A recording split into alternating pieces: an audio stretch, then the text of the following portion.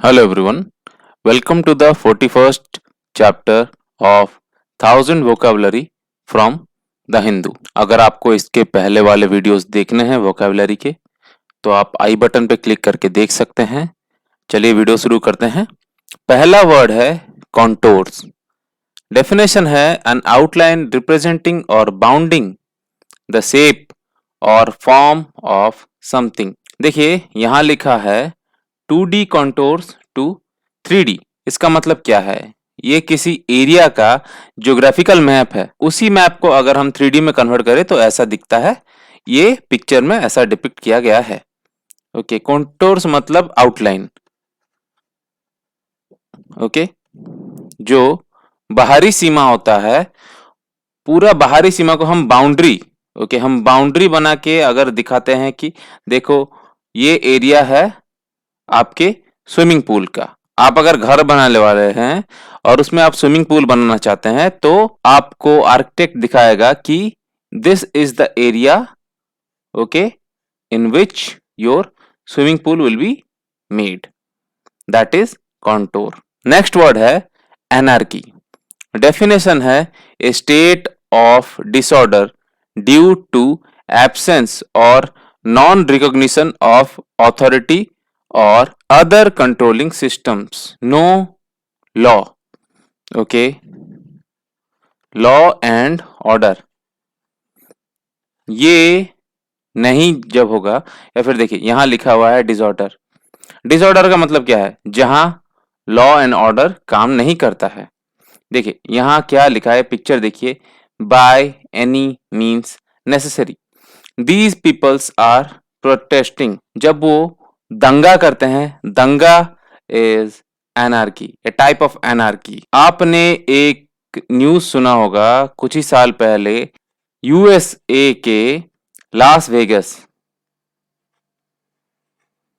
Okay, USA के Las Vegas city में एक बंदे ने क्या किया, एक राइफल लिया और अंधाधुंध फायरिंग करने लगा। पब्लिक स्पीकिंग हो रहा था, वहां बहुत सारे पीपल गैदर हुए थे। वहां वो मशीन गन से फायरिंग करने लगा, अंधाधुंध फायरिंग किया। उसमें 50 से ज्यादा लोग मारे गए थे। That is anarchy. रूल ही नहीं मानता। ये देखिए, रिबेलियन, रिबेल करना, अगेंस्ट जाना, सरकार के अगेंस्ट जाना। और कैसे अगेंस्ट जाना है? आप कुछ ऐसा करते हैं, मतलब you are doing some kind of terrorism act. Terrorism का मतलब ये नहीं कि आप सच में टेररिस्ट बन चुके हैं।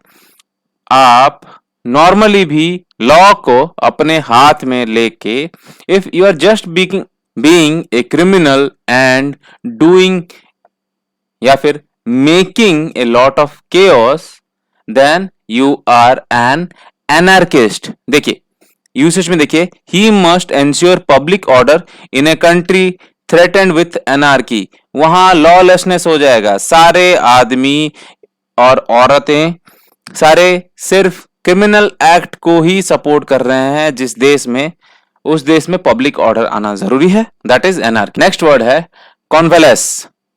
डेफिनेशन है recover once health and strength over a period of time after an illness और मेडिकल ट्रीटमेंट। या तो बीमारी के बाद, या फिर अगर आपका एक्सीडेंट होता है तो आपका मेडिकल ट्रीटमेंट होगा। उसके बाद अपना हेल्थ और स्ट्रेंथ रीग्रोथ करना, रीग्रोथ, उसको हम बोलेंगे कॉन्वलेस।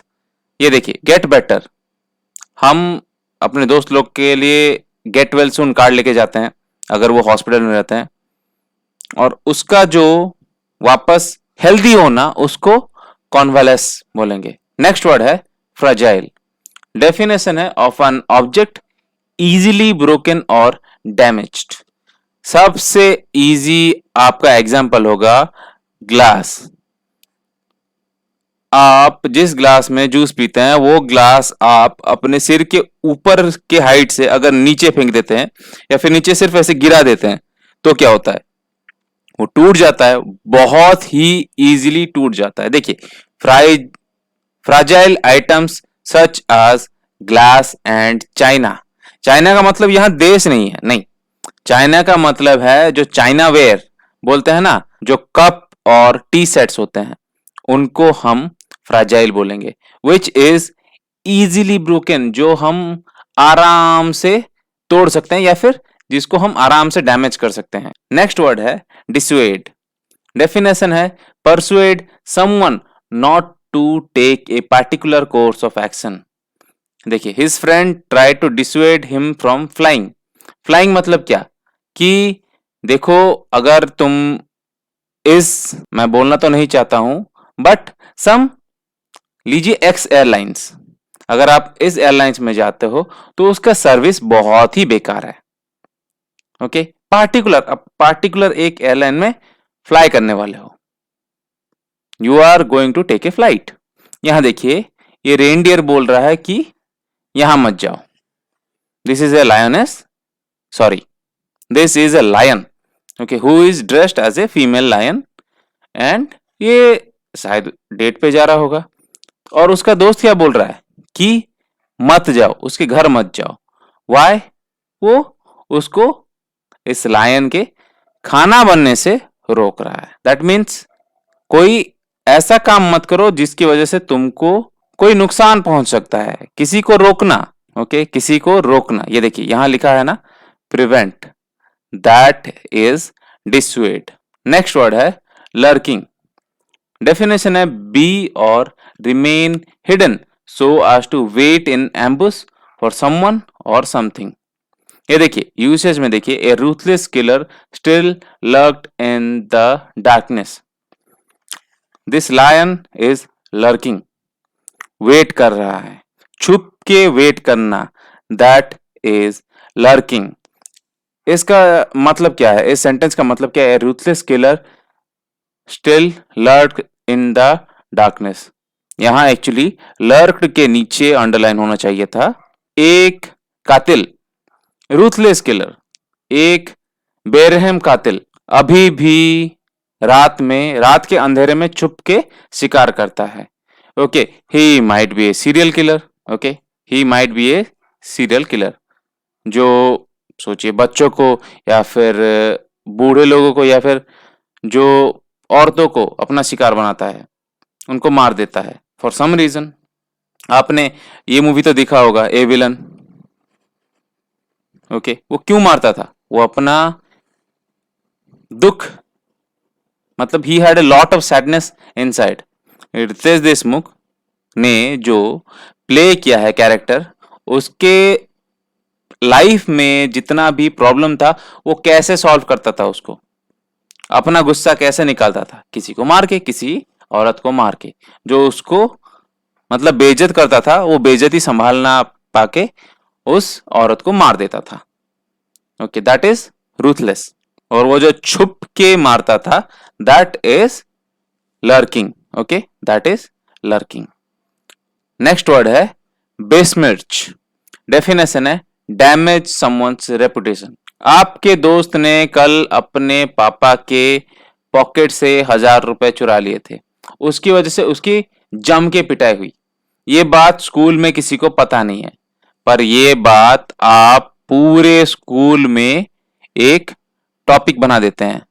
ओके, टॉपिक ऑफ लाफ्टर, या फिर you are making your friend a laughing stock. उसका मतलब क्या है? उसका मतलब है आप उसके रेपुटेशन को टार्निश कर रहे हैं। ठीक है, आप उसको बर्बाद कर रहे हैं, उसका जितना भी है रेपुटेशन आपके स्कूल में, या फिर अगर हम आसान शब्दों में बोलें तो उसका मतलब है उसका जितना भी इज्जत है, आप उसको बर्बाद कर रहे हैं। That is besmirch. ठीक है, नेक्स्ट वर्ड है नियोफाइट। डेफिनेशन है a person who is new to a subject or activity. कोई नया नया +2 फर्स्ट ईयर साइंस में ज्वाइन किया, ही इज और सी इज ए नियोफाइट। या फिर आपका एक दोस्त वॉलीबॉल वॉलीबॉल नया नया खेल रहा है, ही इज ए नियोफाइट। जब तक वो सीख नहीं जाता उसके सारे rules and regulations, he is a neophyte, क्योंकि वो बिगिनर है, वो अभी अभी शुरू कर रहा है, ठीक है, वो सीख रहा है, ही इज ए लर्नर। हम लोग जब गेम खेलते हैं, देखिए मैं कंप्यूटर गेम्स बहुत खेलता था पहले, okay, that is counter strike 1.6, ठीक है, वहां हमारा एक वर्ड यूज होता था, नूब, अभी भी यूज होता है।